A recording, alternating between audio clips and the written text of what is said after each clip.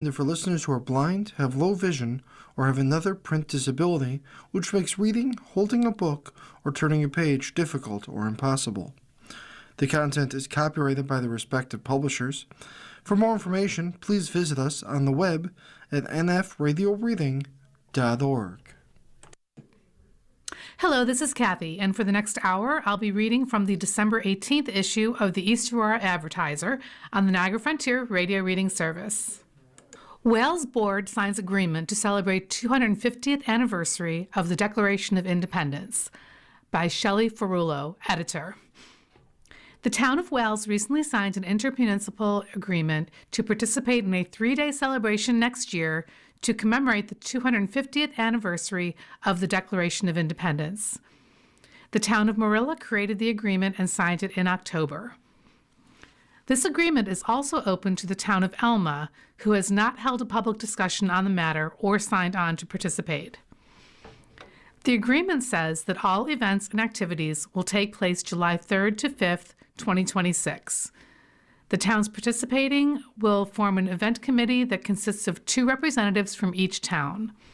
Events such as fireworks, a parade, and live music will take place at Marilla Fire Company Parade Grounds on 2 Rod Road in Marilla during the celebration. The fire companies from the participating towns will operate the food and beverage concessions. The tentative budget for this celebration is $60,000. The contract says that Marilla will be responsible for half of the cost. Wales will contribute 17%, or $10,000, and Elma will be responsible for 33%. If the celebration creates a profit, Wales will receive 17% of the profit, Marilla will receive half, and Elma will receive 33%. The costs associated with the 250th celebration were not in the 2026 budget for Wales. Supervisor Tim Howard said that the costs can come out of the reserved fund. Councilmember Don Butcher said that the event committee will be collecting contributions from community members to contribute to the cost. Community members, businesses, and revenue from the concessions will help pay for this, he said. During the meeting, the board voted to table a decision to accept the new codes for revisions to Chapter 200, short-term rentals and solar energy systems, until the January 2026 meeting to allow newly elected board member Don Gallo to offer an opinion. The board also reappointed Kevin Ingram to the Zoning Board of Appeals, reappointed Mark Gaston to the Planning Board, approved Building Inspector Daniel Whitehead to complete the training to become a chimney inspector. The board will meet again at 7 p.m. January 13th, 2026 in the Wales Town Hall, located at 12345 Big Tree Road. Village elections scheduled for March 18th. Election day for village officials will fall on a Wednesday in 2026 rather than a Tuesday. New York State election laws 15-104 says that general village elections are to be held on the 3rd Tuesday in March unless the 3rd Tuesday is March 17th. In 2026, St. Patrick's Day falls on a Tuesday, therefore village elections will be held the following day. There will be 4 positions on the ballot: mayor and 3 trustee seats. Mayor Pete Mercurio's 4-year term is expiring, as well as the terms for trustees Ernie Shear, Grace Viger, and Molly Flynn. In villages with 5,000 or more residents, at least 100 registered voters must sign an independent nominating petition for a candidate to run on a ballot. No public comments are received at village hearings, by Sean Cunningham, staff reporter. 2 public hearings were held at the Village of East Aurora Board of Trustees meeting on December 15th that yielded no comments from the public. The first public hearing was for a special use permit for Carner Development Group to convert part of the first-floor commercial space of 670 Main Street into an indoor golf facility. There will also be an accessory use for 42 North to operate a bar on premises. No food will be served. The Planning Commission unanimously recommended approval of the use at their November meeting. Project attorney Peter Sorge stated that the space will have 3 golf simulators. There will be no exterior construction for this project. One of the nice things about this is it's a very complementary business, Sorge said. It doesn't compete. Mayor Peter Mercurio questioned why the application required over 6 parking spaces. Code Enforcement Officer Elizabeth Cassidy stated that this is considered an indoor recreation facility, which, per code, has a very high number of parking spaces required. The requirements are also currently based on the square footage of the overall space, not the occupancy of the building at the time, she said. It doesn't mean we're saying these parking spaces can't be used for something else. They just have to be there, Sorge said. Later in the meeting, the board voted unanimously to approve the special use permit. The second public hearing was for a local law amending the outdoor lighting code. The change removes a line of the code that lists several zoning district types, which were abolished during code changes in 2019, and replaces the language "to all zoning districts" identified in the zoning chapter of the code. We failed to update this chapter when we updated our code, Cassidy said. The local law was passed unanimously later in the meeting. During the meeting, a temporary use permit was approved for the Aurora Ice Association to host a community tailgate watch party from 11 a.m. to 4 p.m. Sunday, December 21st in the former Fisher-Price parking lot on Girard Avenue. 2 public hearings were set for Monday, January 20th at 7 p.m. for permits to keep animals other than household pets. Anthony and Nicole Slawanowski are asking to keep 5 hens at 266 Girard Avenue, and Joanne Rue is asking to keep honeybees at 315 Center Street. A public hearing was set for Monday, January 5th to consider a local law to set the 2026 tax levy limit. A special use permit to operate a cafe called The Grove at 33 Elm Street was referred to the Planning Commissioner for the January 6th meeting. The village unanimously accepted the bid from Syncon Equipment Incorporated for a new sidewalk plow for just under $240,000, including accessories. Jeff Stoll, general foreman of the Department of Public Works, stated that the village only received 1 bid, but that this was the same type of plow as the one the village currently owns and has utilized for the past 20 years. Stoll also said that the machine was ready and that he believed it would cut the time it takes to blow the village sidewalks in half when 2 plows are operational. During the public comment period of the meeting, Greater East Aurora Chamber of Commerce Executive Director Victoria Sturman commented on the Department of Public Works decoration on Main Street. Sturman said that the chamber had received several comments commending the decorations. "It's what's been missing, and I've been loving them," Trustee Ernie Shear said regarding the lights on the trees along Main Street. Mercurio said that he thought the Holiday Decoration Committee did a nice job this year. "I know some previous folks were concerned that the lights gave off too much heat and it would affect the tree blooming cycle, but now with LED lights we thought it would be doable," Mercurio said. Prior to the start of the meeting, the village board held an executive session. The agenda said it was to discuss a real estate negotiation and a personal matter for a particular person. The village board will meet again at 7 p.m. Monday, January 5th at the Aurora Municipal Center on Oakwood Avenue. At Aurora Theater on Monday. A partial ceiling collapse was reported at 11 a.m. Monday, December 15th at the Aurora Theater on Main Street. The caller stated that there were approximately 70 people in the theater at the time, composed of students and teachers from Northwood Elementary School in West Seneca. The investigation determined that an employee from a private contractor was installing insulation in the attic and stepped off the catwalk. The employee's feet did go through the ceiling, causing insulation and ceiling tile particle board to fall from the ceiling. Students sitting in the theater were impacted by insulation that fell from the ceiling. 6 students were evaluated by EMS for exposure to the insulation. The Town of Aurora building inspector was notified and responded to the theater. Out of an abundance of caution and in line with the theater's protocols, the staff notified the authorities who responded accordingly, the theater said on social media following the incident. All children were checked out, okay, and have since returned to their school. Catholic Charities warns of immigration scammers. Catholic Charities of Buffalo has been made aware of immigration legal services scams that use the agency's name to victimize vulnerable immigrants. These illegal scams are being conducted both here locally and across the country, using both Catholic Charities USA and individual agency names. Scammers are claiming immigrants can enroll in legal programs by paying a fee, but these programs do not exist, and neither Catholic Charities of Buffalo nor Catholic Charities USA assist with bond payments. Catholic Charities will never request payments for any service via fund transfer systems such as Zelle or Venmo. Catholic Charities of Buffalo does provide immigration and refugee resettlement services and is alerting its current and past clients about this scam.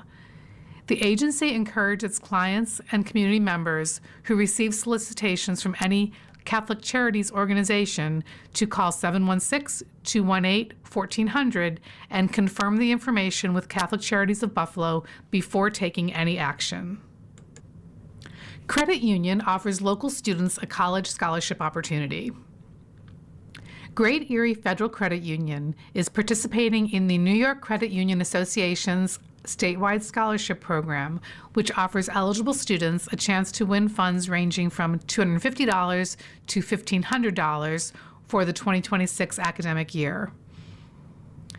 The program impacts college-bound students across New York State. In 2025, the NYCUA awarded $32,250 in scholarships to 50 students across the state. To qualify, students must be high school seniors, attend 2 or 4-year accredited educational institutions or vocational/trade schools for the first time in the fall of 2026, and be members of Great Erie FCU or another participating New York credit union. Applicants will be evaluated based on their academic achievements, involvement in extracurricular activities, and the quality of their written essays.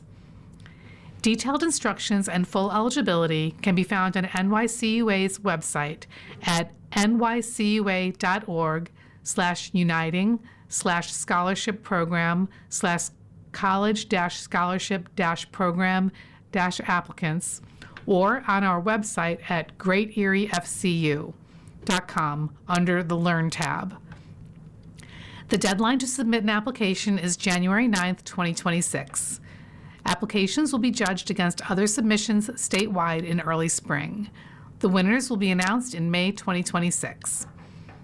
For additional information or questions about this scholarship program, contact David Even by calling 716-662-1311, extension 133, or emailing david@greateriefcu.com.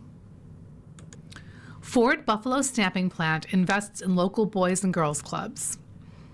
The Ford Buffalo Stamping Plant has committed $150,000 to expand hands-on STEM learning and workforce readiness programs for more than 8,300 youth served annually by 7 boys and girls clubs across Ford's Western New York footprint, including clubs in East Aurora and Alma, Marilla, and Wales.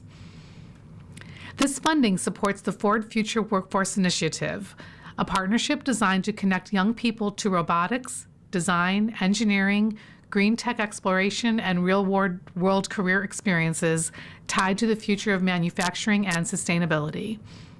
Each club will receive startup funding for equipment, technology, and project-based materials, alongside regional training and coordination from the Boys and Girls Clubs Collaborative of Western New York, based in East Aurora. The future of the auto industry will continue to be shaped by advanced technology, innovation, and a highly skilled workforce, Brian Kendig said, who is the plant manager at Ford Buffalo Stamping Plant.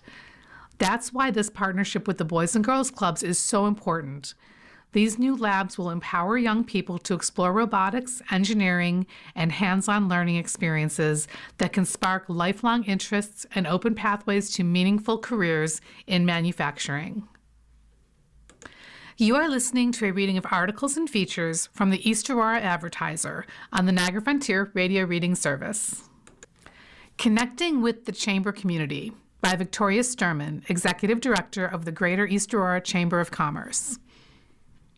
Here at the Greater East Aurora Chamber of Commerce, we consider ourselves connectors. Whether it's business to customer, or community to opportunity, one of our primary goals is to help businesses and nonprofits connect with the people and organizations that can help them grow and succeed. As we wrap up a challenging year for many local businesses and organizations, we're excited to introduce something new for 2026, a $100 introductory membership rate. This Get to Know Us rate is for 1 year, but it gives you a chance to see what the Chamber is all about, how we can help you grow and market yourself, as well as connect you with the services and resources you need. After that first year, your membership will renew at the regular level based on your employee size. This special rate is available to brand new members as well as former members who are ready to rejoin the Chamber family and participate in our new and exciting membership benefits. Why now?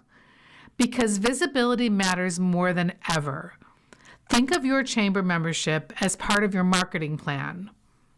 Our online directory has excellent search engine performance, helping members appear at the top of Google searches. Our social media platforms recently reached viral levels of engagement, giving us an even stronger reach when we share member news, promotions, and events. We also offer a mix of free and paid email marketing options and maintain strong relationships with local and regional publications, creating multiple avenues to highlight your business or organization. But membership is about more than marketing. It's about building relationships. Our networking events, mixers, workshops, and community celebrations create meaningful opportunities for you to connect with customers, collaborate with other businesses, and stay in the know about what's happening across our towns and villages. Whether you're launching a new business, expanding your current one, or simply looking to plug into a supportive business community, the Chamber is here to help you grow. We're also preparing to launch something we're truly excited about, an updated Chamber health insurance program. This improved offering will provide more flexible options for businesses and nonprofits, and participation is limited to Chamber members. By joining now, you'll be part of the soft launch and positioned to take advantage of these new benefits as they roll out. If you've been considering joining or considering coming back, this is the perfect moment. For just $100, you'll have access to a full year of increased visibility, new connections, and resources designed to support your success in 2026 and beyond. Joining our membership is easy through our online application, which can be found at www.eanycc.com. Just click on the Join Now button on our homepage. If you have any questions, feel free to reach out to me at 716-652-8444 or vsturman@eanycc.com. We'd love to welcome you in. After all, the Chamber isn't just an organization, it's a community, and you belong here. Benefit for veterans scheduled in West Falls. The American rock band The Resilient is scheduled to perform at West Falls Center for the Arts. The band will perform at 7 p.m. Saturday, May 30th. This event is presented in collaboration with A Soldier's Journey Home, a nonprofit organization dedicated to constructing homes for severely wounded veterans. The Resilient is composed of wounded U.S. combat veterans. Their music reflects the intense inspirations and hardships experienced during both their military service and civilian lives. The concert series marks a significant moment for the local community as A Soldier's Journey Home brings over 100 volunteers from across the country to West Falls. These volunteers will dedicate 2 weeks constructing a fully furnished, barrier-free home for local military veteran Nathan and his wife Veronica. The build is entirely volunteer-driven, with participants volunteering their personal time to ensure every dollar raised benefits the recipient directly. We work with local veterans by providing free harmonica, ukulele, and guitar lessons each week, so we understand how important music is to our community, said Carolyn Penzica, Executive Director of West Falls Center for the Arts. We hope all local veterans join us in this meaningful opportunity for our community to come together. The band will perform 2 shows during their visit. The first performance on May 29th will be an exclusive event for the volunteers of A Soldier's Journey Home. The second performance on Saturday, May 30th, invites the general public to celebrate the completion of the home build and support this vital cause. Tickets for the public performance are available now. For tickets and additional information about the event, visit www.showclix.com/the-resilient-bkxrftm. Bipartisan Town Hall in South Wales. Good Neighbors Getting It Done in Western New York will be conducting a town hall at the South Wales Community Hall, 6387 Olean Road, South Wales, at 1 p.m. December 20th. I'm sorry, this event has already passed, so I'm going to stop reading this article and move to a different one. Thank you. Obituaries. Dorothy Horschel, friend to all. Dorothy Horschel, January 15th, 1945 to December 11th, 2025. Dorothy, née Hayden Horschel, died peacefully on Thursday, December 11th. She was 80. Mrs. Horschel is survived by her husband of 59 years, Bernie, and daughters Lisa Horschel Thompson, married to Derek, and Kathy Horschel. She is also survived by 3 siblings, over 300 cousins, nieces, nephews, and several other extended family members. She was a mom and grandma to many people she chose to consider family. Mrs. Horschel was kind and patient. She was a friend to all and possessed a big heart. A private celebration of life luncheon with good foods, story, and laughter will be held at a later date. In lieu of flowers, please make donations to the Colden Volunteer Fire Company in Mrs. Horschel's name. Comfort Funeral Home, Incorporated, 6469 Olean Road in South Wales, completed arrangements for the family and offers a site for online condolences at www.comfortfuneralhome.com. Ruth Margaret Poor lived a life of faith. Ruth Margaret Poor, December 31st, 1947 to November 21st, 2025. Ruth Margaret Poor of Elliva, Wisconsin, died on Friday, November 21st. She was 77. Mrs. Poor was born on December 31st, 1947 in Lackawanna, the daughter of John Thompson Kesson and Odrin Therese, née Torvik, Kesson. She had one older sister, Jean Odrin Kesson Hunt. Mrs. Poor graduated from Iroquois Central High School with the class of 1965. On December 27, 1969, she married John Dennis Poor in Wells Hollow.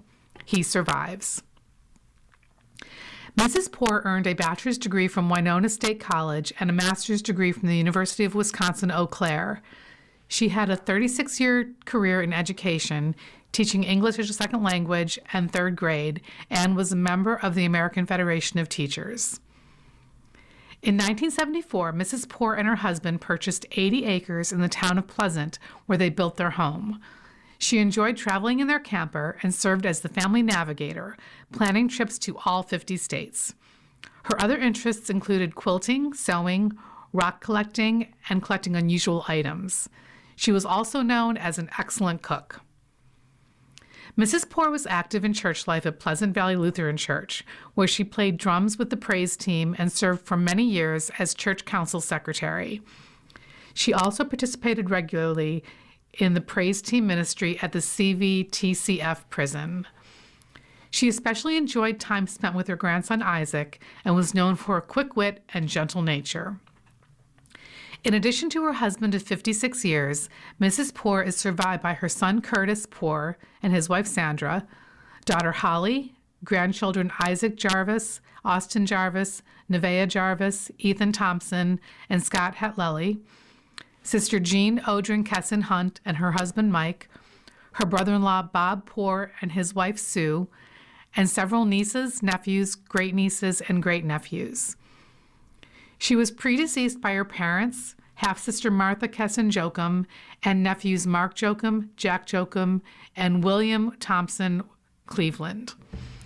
A memorial visitation and service were held on Saturday, December 6th at Pleasant Valley Lutheran Church, 2450 County Road, WW, Elliva, Wisconsin. Eleanor Thomas, dedicated mother. Eleanor Thomas, November 18th, 1942 to December 9th, 2025. Eleanor née Eaton Thomas of Depew died while in hospice care at Seneca Manor in West Seneca on December 9th. She was 83. She was the daughter of Floyd Eaton and Marjorie née Ralia Eaton. She was predeceased by her son Mark D. Wright, 3 brothers, and 4 sisters. She is survived by her daughter Gretchen Thornton, 3 grandchildren, 2 great-grandchildren, 2 sisters, June M. Shimbersky and Marjorie DeMario, and many nieces and nephews.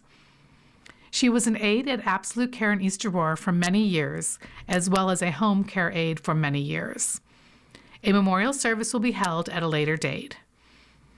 Kenneth Howe Funeral Home, 64 Maple Road, East Aurora, completed arrangements for the family and offers an online space to share condolences at www.howefuneralhome.com. Lunch at the Town of Aurora Senior Center, December 22nd through December 26th. Seniors, take advantage of the lunch program the county offers Monday through Friday at noon at the Town of Aurora Senior Center, 101 King Street at Oakwood Avenue. Meet new friends. All seniors are welcome. The lunch price is $3. To make or cancel a reservation, call 652-7934. Tuesday, chili con carne with cheddar, carrots, chef salad with dressing, apple juice, corn muffin, fresh banana. Wednesday, Christmas Eve, no meals served. Thursday, Christmas Day, no meals served. Friday, breaded chicken cutlet with buffalo-style sauce on a bun, tater tots, mixed vegetables, pineapple tidbits, and chocolate milk. Marilla Senior Lunch Program at the Marilla Community Center. Seniors, take advantage of the lunch program the county offers on Mondays and Fridays at the Marilla Community Center, 1810 Two Rod Road in Marilla. Meet new friends. All residents 60 years and older are welcome. Participants are asked for a voluntary donation of $3. To make a reservation, please call 652-5350, extension 402. Please give 48 hours notice if reserving. Friday, breaded chicken cutlet with buffalo-style sauce on a bun, tater tots, mixed vegetables, pineapple tidbits, and chocolate milk. Give blood this holiday season. There are 3 opportunities to donate blood or platelets locally this holiday season in Alden, East Aurora, and Alma. The Red Cross says the types O positive, O negative, and B negative blood donors are needed now and in the coming weeks. The Red Cross will be accepting donations from noon to 5 p.m. December 23rd at the Hampton Inn, located at 49 Olean Street in East Aurora. There will be a collection site at Alden Presbyterian Church, located at 13298 Broadway from noon to 5 p.m. December 30th, and at Faith Lutheran Church, located at 1230 Bowen Road from noon to 5 p.m. December 31st. To schedule an appointment to donate, visit redcrossblood.org or call 1-800-RED-CROSS. Catholic Charities appoints Robert Hasselbeck to Chief Financial Officer. Catholic Charities of Buffalo has named East Aurora resident Robert Hasselbeck to Chief Financial Officer. He succeeds Mike Quinn, who is retiring at the end of the year. Bob brings strong leadership, character, and business acumen to his new role, and I'm confident he will guide our finance team with distinction, said Deacon Steve Schumer, President and CEO of Catholic Charities. With more than 30 years of experience in finance and accounting, Hasselbeck has been with the agency since 2018 when he joined as a senior accountant. Since then, he has steadily advanced to roles of increasing responsibility, becoming Assistant Department Director in 2022, Department Director in 2023, and Senior Director in 2024. Hasselbeck holds a bachelor's degree in finance from Canisius College. Hasselbeck is the 2025 recipient of the St. Joseph the Worker Award for dedicated lay service to his parish. You are listening to a reading of articles and features from the East Aurora Advertiser on the Niagara Frontier Radio Reading Service. Lost and Found, as told to Shelby Deck. All I want for Christmas is you. My grief will never end because I am never going to stop loving and missing my daughter. I'm continuously learning how to carry both grief and joy at the same exact time, together. Tell me about your grief. This specific grief is the most intense grief I've ever experienced in my life, and arguably the most stressful grief a human being can feel. It is grief I carry every minute of every day since losing my 19-year-old daughter in a fatal car crash over 3 years ago. It's always present. It doesn't go away. It has softened to the point where I can manage it now, but it's always present when I feel joy, excitement, laughter, all the things. It's right there just beneath the surface. My grief will never end because I am never going to stop loving and missing my daughter. I'm continuously learning how to carry both grief and joy at the same exact time together. What does nobody tell you about this experience? That it's not going to go away, ever. Only after did other grievers who, like me, have also lost a child tell me this. I've grieved the loss of my parents, aunts, and uncles. Of course, I'm sad that they are gone and I miss them, but there is a sense of order. They were here before me and they would leave before me. A child, though? Outliving your child brings a grief that completely tears you apart and upends every single thing you know and love. It's devastating. That's not even a strong enough word, but there isn't a word that truly matches this. And get ready to live your life not knowing what's going to bring you to your knees again. There are the obvious things like a song, a commercial, a significant date on the calendar. But nobody warns you about the waves out of nowhere that take you under. Anytime, any place. We are so vulnerable to feeling this immense loss of life without your child. What are helpful things people have said or done? In early grief, the most helpful and tangible things people did were figuring out what I needed without asking. What do you need? Because I could only think of one thing that I needed, and that was Molly. I needed her back with me, and so everything else seemed irrelevant. But the fact of the matter was that I needed to keep my house going. I needed to eat. I needed to feed my then 16-year-old son. I needed groceries. DoorDash and Instacart gift cards were really helpful. Small, unexpected drop-offs on our porch, no pressure for a visit, and just a text to say something was there. I didn't want to leave the safety of my house, and those gifts were a lifeline. As I've moved further along, the most helpful thing is when people include memories of Molly. Hearing her name, hearing stories. When her friends send photos, even photos I've already seen, they become treasures. Talking about her and bringing her forward with us is the most meaningful support anyone can give. Also, the people who understand that we are not who we used to be, that our bandwidth has changed, and that we cannot return to the old version of ourselves. Those people are gifts. And then getting to know other parents like me, people who understand this kind of loss without saying, I can't imagine. I hate that anyone else knows this pain, yet I'm grateful for the parents I've met because they help me feel less alone. What are hurtful things people have said or done? With winter holidays upon us, something that is especially difficult is getting holiday cards with perfect family photos in the mail. That stings. I do try to give people grace. You don't know until you know how shocking it feels to receive those cards when you're just trying to survive the season without your person. For me, it's my daughter, but for others, it could be a spouse, a parent, a sibling. We live in a grief-denying culture that pushes perfection and happiness, but I'm shining a light on something that people might be too afraid to say because I once was too. So a simple note to your grieving friend or family member to let them know you're remembering not only them, but also the person they are missing, especially during the holidays. Don't try to cheer them up.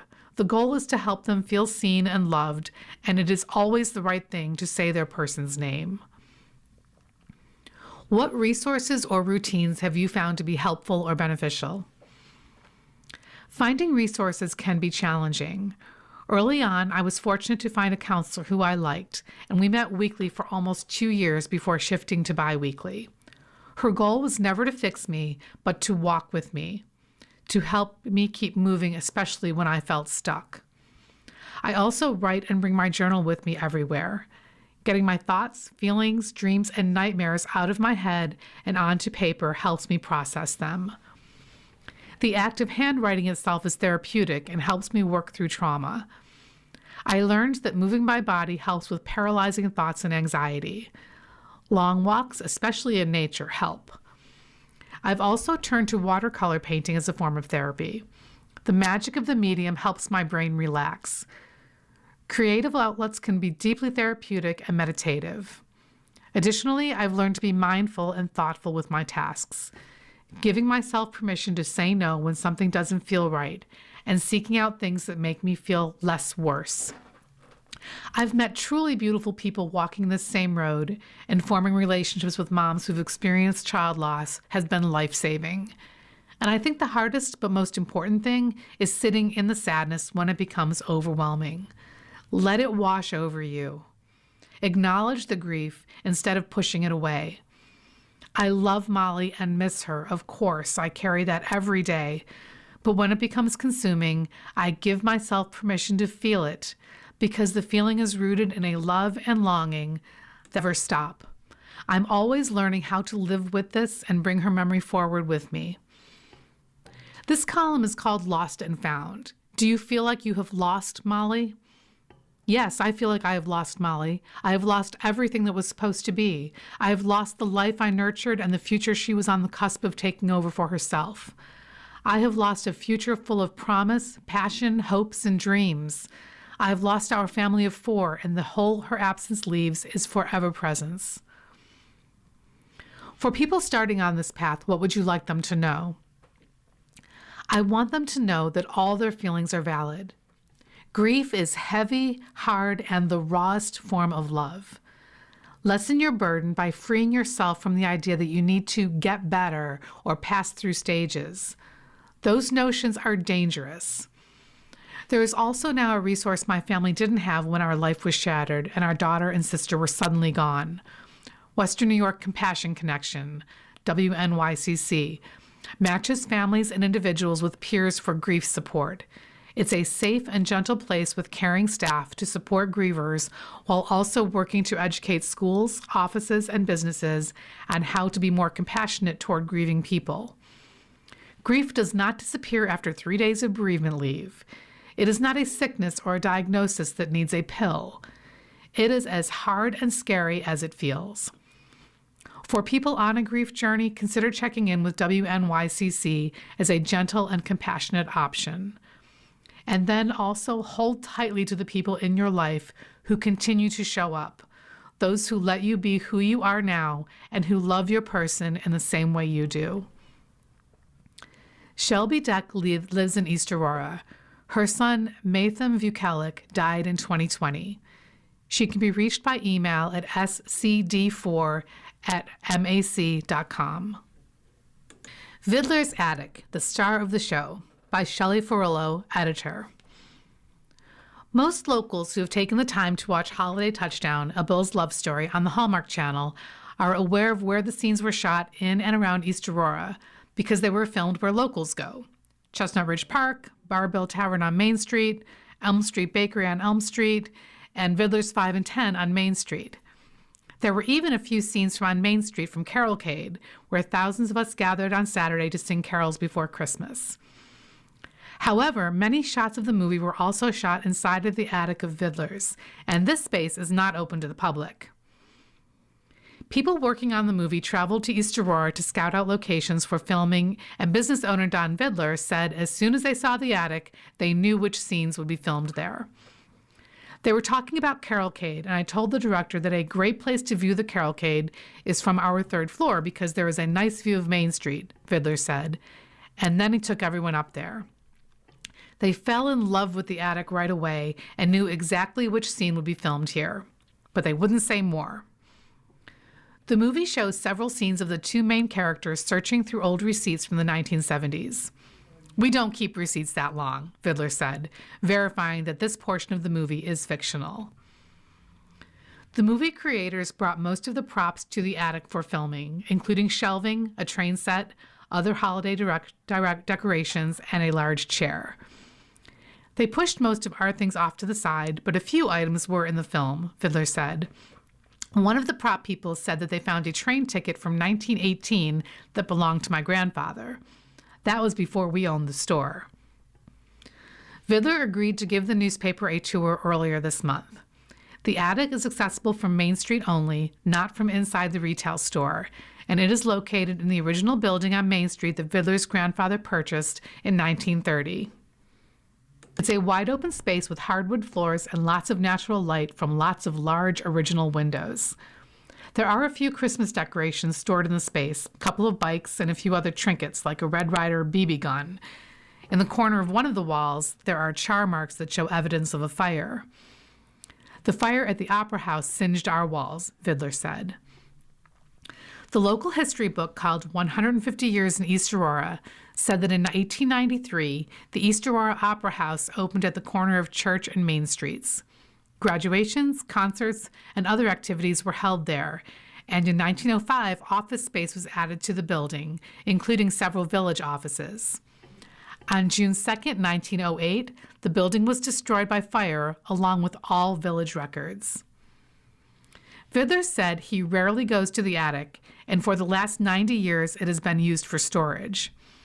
Around Halloween each year, he likes to share a story that his father told him.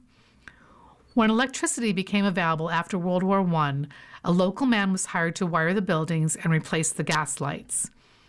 During the installation, while the electrician was working on the third-floor attic, something went wrong, killed on the spot.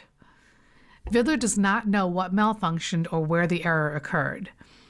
A few decades later, when plumbing was installed to that part of the building, a local contractor discovered an old, dried leather electrician's belt that still had its tools behind the charred section of the wall. According to my dad, when they were installing plumbing into the walls, they pulled off panels and found the electrician's belt in the wall, Vidler said. Vidler said that he doesn't know a lot of the building's history before his family owned the store. In the 1920s, the block was the Hoyt block. He thinks the Hoyt family from Buffalo was connected to it.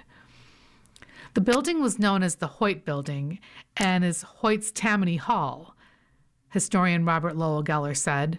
I have not yet connected this particular building with the Tammany political movement that existed in a number of towns, most infamously in New York City, but I am assuming that's what Tammany Hall is referring to.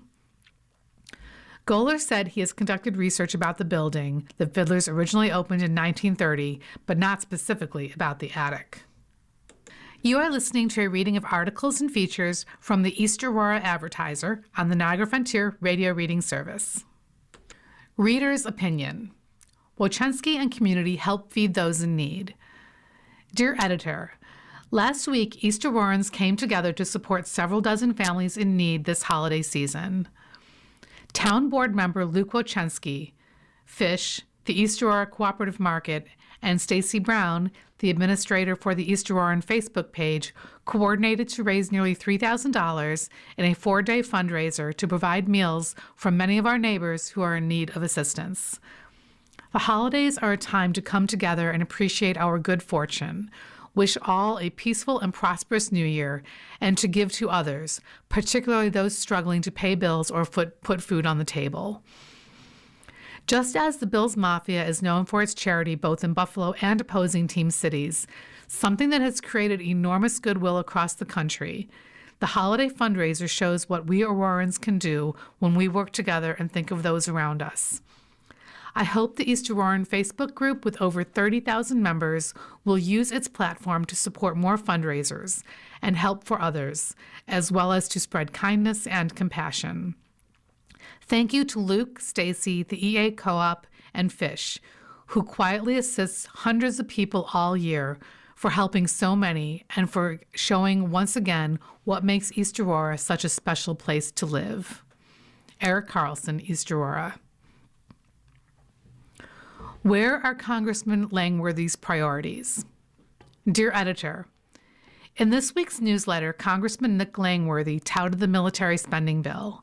He especially pointed out that the bill eliminated funding for DEI and green programs while adding funding for National Guard troops to invade our cities, supposedly in support of the ICE raids. After all, why would his constituents care about racial diversity, having clean air and water, or having armed troops walking around with automatic weapons? I wonder if he really thinks these are good things or just part of the Republican agenda he feels compelled to support. By the way, not a peep from Langworthy about the Epstein files, the boat sticks near Venezuela, or the sinking economy. I wonder why. Raymond Castro, Glenwood.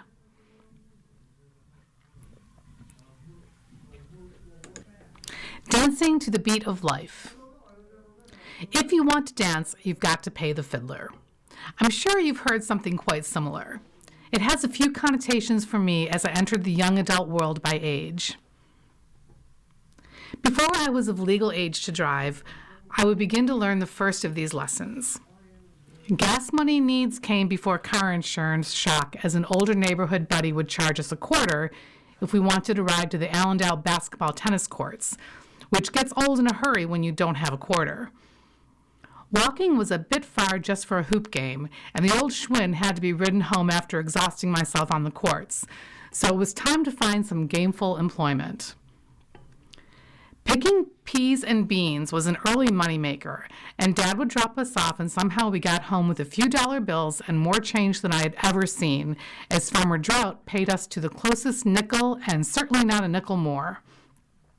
Farmer Miller was a bit more generous, as he rounded to the nearest $quarter, but my buddy got kicked off his farm for adding stones to his bushel, which made the rest of us suspect. Caddying at the Orchard Park Country Club was a bust. I knew very little about golf etiquette, yet I watched these businessmen cheat us rookie caddies out of a decent wage, while those veteran bag carriers would always get the generous sorts that most certainly didn't want a young man with husky genes to be entrusted with his precious golf bag. I did seem to come home with more quarters than dollar bills, so I had to come up with another plan. The mailman that lived down the street was going to build a 2-story cinder block 2-car garage.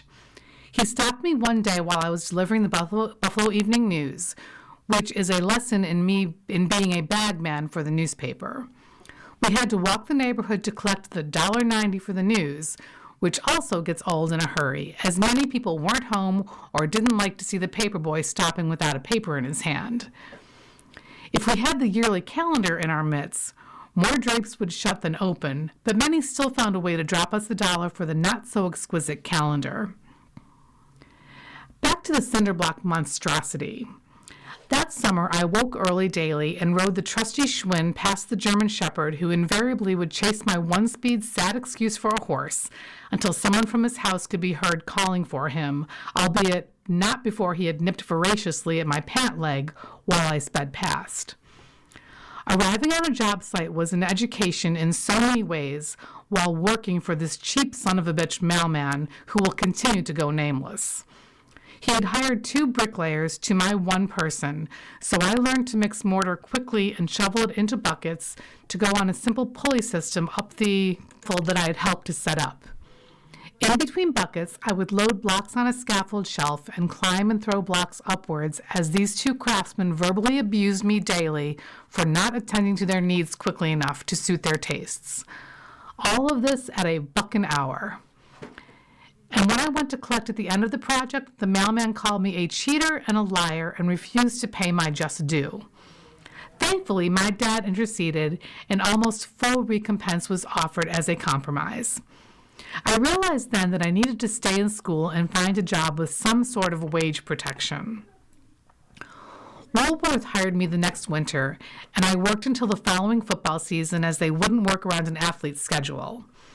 I shared a '62 Falcon with my sister with 3 on the column and a clutch that I swear she was using incorrectly, especially when it came time to change it. I don't recall her climbing under with me to do the work, but all is forgotten. She makes a killer cheese bread at holiday time, so somehow that evens out in my favor. But what about my opening sentence about dancing? I love to dance, and especially loved it when I learned to jitterbug my way through a party, realizing that fun girls really dig guys who at least make the dancing attempt without judging. The many turns around the floor sure worked up a thirst. While beer was affordable and in proximity, I quickly learned that there is a price to pay for replenishing my fluids with mass quantities of the drought without water or even a bite to eat. Just one instance of paying the fiddler. Soon I was getting into bars that had live music, so dancing to the blues at Buena Vista or reggae at Rude Boys or just about anything pre-Americana at the Bell Star became a staple. Another lesson was quickly learned that some guys don't appreciate you dancing with their date, even when said date was in full compliance. Another instance of paying the fiddler. Bluegrass festivals found me trying out my own take on clogging. That required hopping on only one foot and swinging the other in a frenzy which probably spurred a memory for some of a dancing bear. It certainly didn't stop me as the joy of dancing overtook my self-conscious side. But yet again, it was a great way to meet new gals, but pissing off the guys in the crowd who refused to let their hair down and chillax. It wasn't like I was slow dancing with her. Pay the fiddler, for heaven's sake. Ah, slow dancing. 8th grade, in a basement at a classmate's house, we were having a fun time until a slow song came on and I was foisted into the arms of a willing partner who smelled like cheap grape juice. I can only imagine it was her high-end deodorant causing the scent. My olfactory sense still kicks in even now when a grandchild spills a cup of Welch's finest. On to my first homecoming dance and the dreaded 475-second Stairway to Heaven. Barb was a willing partner as a sophomore and then again as a junior and a senior. We never dated, just danced to Zeppelin's signature ditty. That's around 8 minutes of trying to keep my hands in the right place, which is difficult when they seem to have a dance of their own. Fiddler again. After dancing my way through a few years of Geneseo, and having my heart sink seeing a previously willing dance partner spin around the floor with a piss-pot frat boy with a larger portfolio than my Ford Falcon, I began my pursuit of liturgical dance. These next 4 seminary years proved to be invaluable as I learned that dancing is mentioned often in religious texts. As far back as the psalmists could record, there was dancing at festivals. This fact alone has carried my feet to the present when I truly don't need a reason to boogie-woogie, and I really don't care how it looks. It remains exhilarating, even if it's just me and the dog trying not to trip each other up. There are still fiddlers that need to be paid, and body parts seemingly unwilling to cooperate, but the dance of life needs to be celebrated daily. Dancing with the Stars must have called sometime, but it was an unknown number and I probably blocked it. My favorite artist, Jackson Browne, has a song entitled For a Dancer that finishes, "And I can't help feeling stupid standing around, crying just ain't gonna ease you down, 'cause I know that you'd rather we were dancing our sorrow away, right on dancing. There's nothing you can do about it anyway, just do the steps that you've been shown by everyone you've ever known, until the dance becomes your very own. No matter how close to yours another steps have grown, in the end there is one dance you'll do alone. The lights just came on and the band is packing up. It's either dancing in the street or dancing in my sleep. Either way, it is all just a dance. And in the words of the distinctively creative David Bowie, let's dance." East Aurora resident Mo Gavin was happily employed as a math teacher and coach at Orchard Park Middle School for 36 years. He's now retired and even more happily helping to raise 4 grandchildren who live in East Aurora. Gavin shares this column with 4 other contributors. Burncliffe opens cross-country ski trails. Burncliffe Golf Resort and Banquets in Varysburg officially opened its cross-country ski trails for the 2025-26 winter season on Thursday, December 11th. Burncliffe is one of the region's only cross-country centers featuring piston-bully-groomed trails. With more than 12 miles of terrain stretching across rolling hills, woodlands, and a golf course, skiers can expect reliable grooming and consistently smooth trails. Burncliffe also offers night skiing trails from Thursday through Saturday to 8 p.m. Burncliffe also offers full rental equipment, including classic skis, skate skis, and snowshoes. Lessons are available for individuals or small groups who want to learn the basics or improve their technique. More details and trail conditions are updated daily at burncliffe.com. Community Calendar. Monday, December 29th. Pancake Pajama Party. Wear your pajamas and bring your appetite for pancakes at the Elmo Public Library's Pancake Pajama Party. It's breakfast for dinner and a show at 1860 Bowen Road. We'll watch a family-friendly movie while we eat. For ages 5 to 12, and their adults are invited to stay as well. Call 716-652-2719 to register. Wednesday, December 31st, New Year's Eve. Ongoing. Alcoholics Anonymous for Women. Rockettes is an open Alcoholics Anonymous meeting for women. The group meets at 6 p.m. on Mondays at Nativity Lutheran Church, 970 East Main Street in East Aurora. Aurora Adult Day Services. Aurora Adult Day Services' mission is to improve the quality of life for functionally impaired adults who cannot be left alone and to offer respite to their caregivers. Open Monday through Friday, 8:30 a.m. to 4:30 p.m., 101 King Street, Suite B. A free visit can be arranged by calling 716-652-4269. Transportation is available. Community Feel at Rock. There is a free community dinner every month at Pathways Christian Fellowship Church, located at the Rural Outreach Center, The Rock, on Olean Road. We offer free meals on the fourth Wednesday through May 2025. We offer a sit-down, served delicious meal ending with fabulous desserts from our dessert cart. The times are 5 to 6:30 p.m. Parking is behind The Rock. For information, call Nancy Cerny at 716-474-4205. East Aurora Art Society. East Aurora Art Society meets on the second Thursday of every month, September through June, at 6:30 p.m. at the Aurora Senior Center, 101 King Street at Oakwood.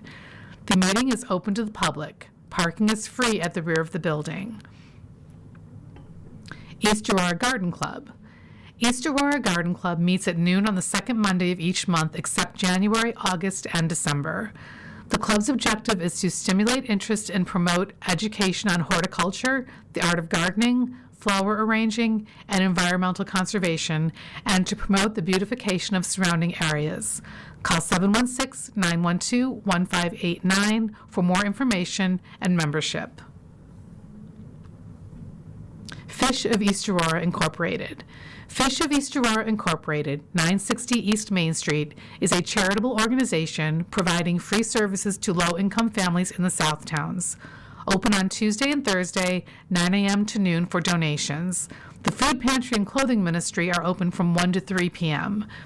Food distribution is from 10 a.m. to noon on the first Saturday of each month. Visit www.fish-ofea.org. Call 716-652-7272 or email fishofea@gmail.com for more information. Food Pantry. West Falls Bible Church, 1823 Davis Road in West Falls, has opened a food pantry, open to anyone who needs it. Hours for the pantry are Wednesdays from 9 to 11 a.m. and Saturdays from noon to 2 p.m. You've been listening to a reading of articles and features from the December 18th issue of the East Aurora Advertiser. We read from the East Aurora Advertiser every Saturday at 10 a.m. Your reader has been Kathy. Thank you for listening. Coming up next on the Niagara Frontier Radio Reading Service, we have a reading of the Niagara Gazette. At noon, we have the Dunkirk Observer. And at 1 o'clock, we have some of our Northtown Bees, including Amherst, Clarence, Cheektowaga, Lancaster, and Depew. Stay with us for these readings and more throughout the day.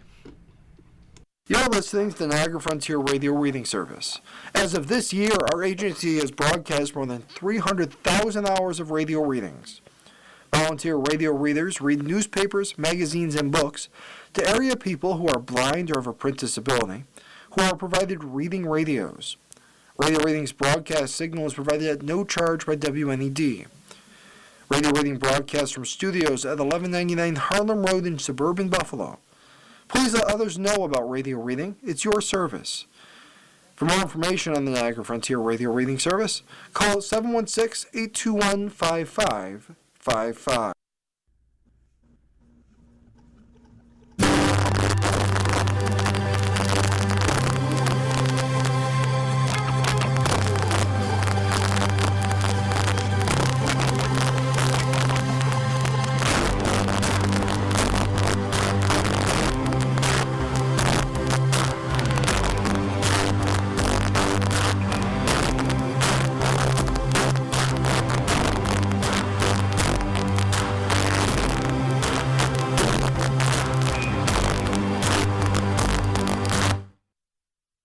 following program is intended for listeners who are blind, have low vision,